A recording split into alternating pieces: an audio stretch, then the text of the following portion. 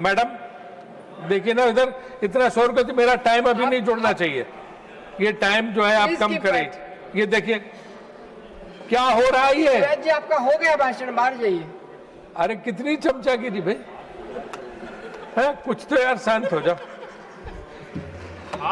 इन्होंने कहा मैं भी मोदी जी को जानता हूं 30 साल से, तो मैं भी मोदी जी को 30 साल से जानता हूं, और वो उनको इतनी ये पसंद नहीं है जितनी हुई आज।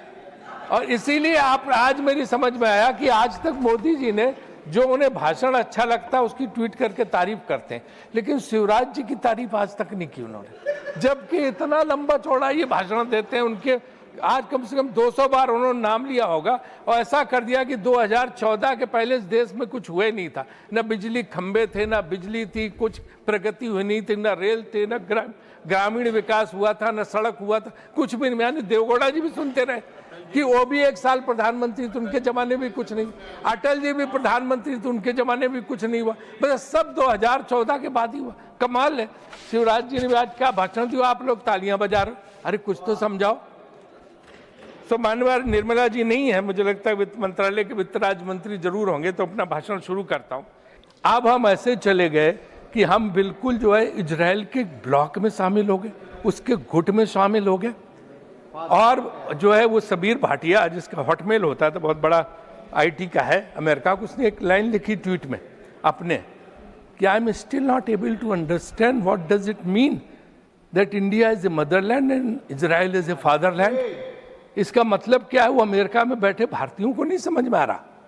और वो विजेंद्र सिंह, आपके लोकसभा बीजेपी में लोकसभा सदस्य विजेंद्र सिंह जी, अब नहीं है बीजेपी में, उनका हरियाणा में भाषण हुआ अभी, वो भाषण आपने सुना, वो सब सोशल मीडिया पर बहुत वायरल है।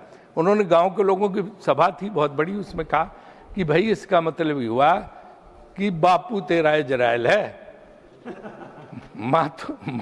मदरलैंड मातृशक्ति तो हमें, और बापू इजराइल। ये यहूदी हमारे कब से पूर्वज हो गए? हम वसुधैव कुटुंबकम के व्यक्ति थे, हम सबके पूर्वज और पुरखे थे। भारतीय ऋषि, भारतीय संत महात्मा वो पूर्वज थे। यहूदी हमारे कब से पूर्वज हो गए और बाप हो गए? इसका अर्थ क्या? ये भाजपा को स्पष्ट करना चाहिए कि कब से यहूदियों को उन्होंने पूर्वज मान लिया। हम पूर्वज थे, भारत के लोग पूर्वज थे, हमारे राम कृष्ण, हमारे ऋषि मुनि, वो हम थे जिनका गौरव हमें है। बाकी सब कौन थे पूर्वज हमारे? तो ये एक बहुत बड़ी बात है कि हमारी विदेश नीति में हमने जो कुछ भी किया वो इस तरह का किया कि समझ में नहीं आ रहा कि इसका अर्थ क्या है। और यहाँ पे आपने देखा होगा कि क्या कि हम दुश्मनी कभी किसी से लेते नहीं थे, हम दूसरों की लड़ाई में अपना सर क्यों डाल रहे हैं? हम तो उसी नीति पे रहे,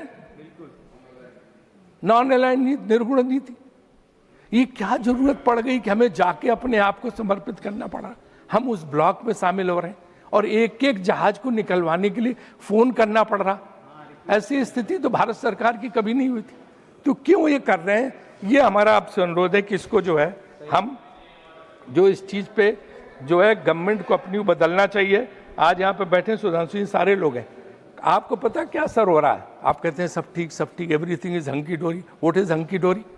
बनारस काशी विश्वनाथ का मंदिर, और वहाँ सबसे बड़ी महत्ता बाबा विश्वनाथ के बाद है माँ अन्नपूर्णा देवी की, क्योंकि अन्नपूर्णा देवी का जो पूजन होता है कि उनका भंडार कभी खाली नहीं होता, उनका भोजन का भंडार कभी अन्नपूर्णा देवी खाली नहीं होता काशी में।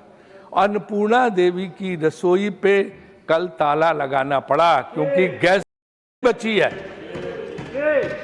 जिस पार्टी ने अन्नपूर्णा देवी, जिस सरकार ने मां अन्नपूर्णा की रसोई पर ताला लगवा दिया, वो कैसे बात करता है कि सब कुछ सही है?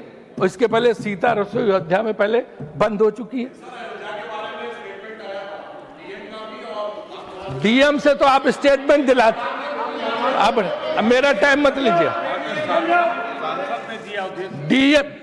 डीएम का स्टेटमेंट तो डीएम तो वही कहेगा जो सरकार कहेगी, लेकिन इसके जो है मां अन्नपूर्णा को उसमें जो मुख्य पुजारी उनका बयान आया, मैं आपको वीडियो यहाँ सबमिट कर दूंगा कि कैसे वहां पे वो बंद हो गया। तो ये देखना चाहिए।